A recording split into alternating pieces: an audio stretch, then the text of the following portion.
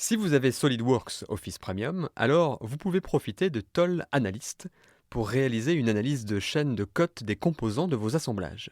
Pour activer Toll Analyst, vous pouvez le cocher à partir du menu Outils Compléments. Quand je le sélectionne, l'icône Études Toll Analyst devient disponible à partir de l'onglet DIMExpert. Avant de lancer une étude, vous devez savoir que Toll Analyst utilise les informations DIMExpert de chaque composant. Si je fais une mosaïque de fenêtres, vous voyez que chaque pièce de cet assemblage a déjà des informations DIMExpert, chacune avec ses propres tolérances. Cela dit, commençons. Je vais cliquer sur l'icône Étude Toll Analyst pour démarrer.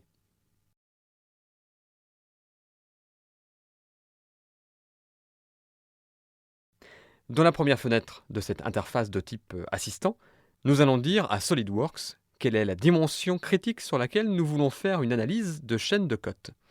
Dans cet assemblage, j'aimerais trouver quel serait l'enchaînement pour la cote de hauteur totale de cet assemblage. Quand je les sélectionne, SolidWorks me dit quelle est la dimension nominale entre elles et je peux positionner la cote sur l'écran.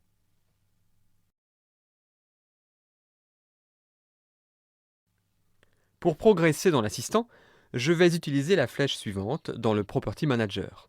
Ensuite, nous allons dire à SolidWorks quels composants analyser et les sélectionner dans l'ordre dans lequel ils sont assemblés. Je vais d'abord sélectionner la plaque de base, puis le support central et le dessus. Une fois les composants définis dans le bon ordre, je vais cliquer Suivant. Dans cette étape, nous avons simplement besoin de dire à SolidWorks quelles contraintes relient chaque composant de notre étude.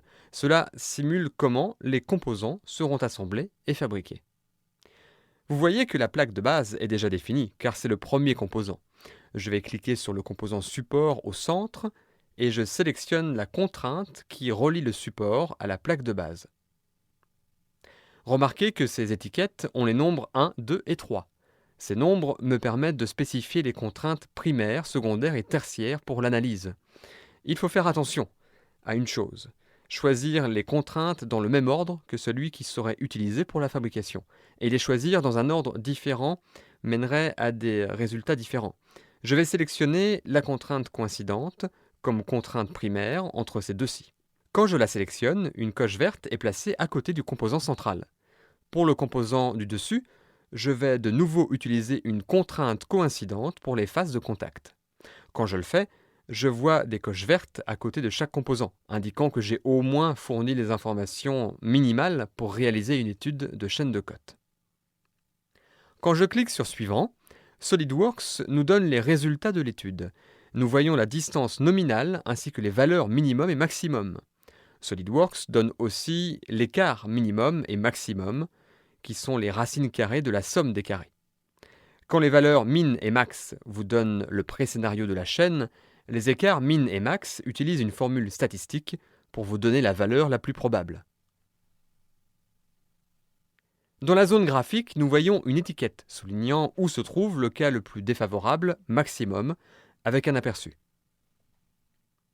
Cet aperçu peut être vraiment utile quand vous avez des composants proches afin de déterminer si vous devez avoir plus de jeux dans votre conception pour prendre en compte cette chaîne de cotes. Pour voir le résultat minimum, je vais cliquer sur le bouton Min dans le Property Manager et de nouveau, je vois l'étiquette avec l'aperçu.